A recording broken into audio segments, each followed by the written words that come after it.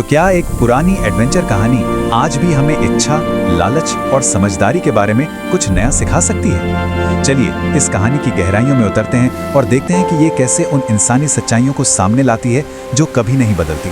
देखिए, ये कहानी सिर्फ सोने चांदी की नहीं है। ये तो इच्छा, लालच, बहादुरी और समझदारी के बीच का एक सफर है। मतलब कहानी शुरू होते ही हमें ये बता देती है कि असली खजाना वो कुछ और ही है। तो कहानी की शुरुआत होती है एक शांत समंदर किनारे बसे सराय से।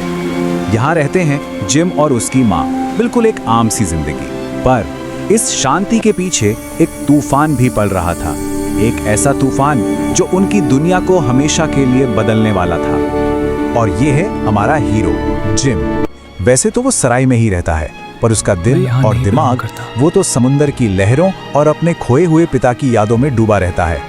कह सकते हैं कि वो दो दुनियाओं के बीच फंसा हुआ है, एक तरफ शांत असलियत और दूसरी तरफ एडवेंचर से भरा एक सपना। और फिर एक दिन एक रहस्यमयी मेहमान आता है। वो खुद को कैप्टन बताता है और उसके आते ही उस सराय की शांति हमेशा के लिए खत्म हो जाती है। ये कैप्टन अपने साथ से रहस्य ही नहीं बल्कि खतरा भी लेकर आता है। वो जिम को कुछ बहुत ही अजीब और कह सकते हैं डरावने निर्देश देता है। ये बातें एक आने वाले तूफान का इशारा थी। और जब कैप्टन रहस्यमयी तरीके से गायब हो जाता है तो उसके उस सीक्रेट बॉक्स से निकलता है एडवेंचर का टिकट, एक नक्शा।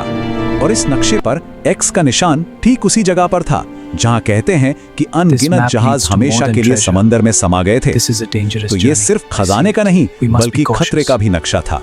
तो अब नक्शा हाथ में है और जिम और वहां के डॉक्टर एक बहुत बड़ा और खतरनाक फैसला लेते हैं। जहाज तैयार वो उस खजाने को खोजने निकलेंगे।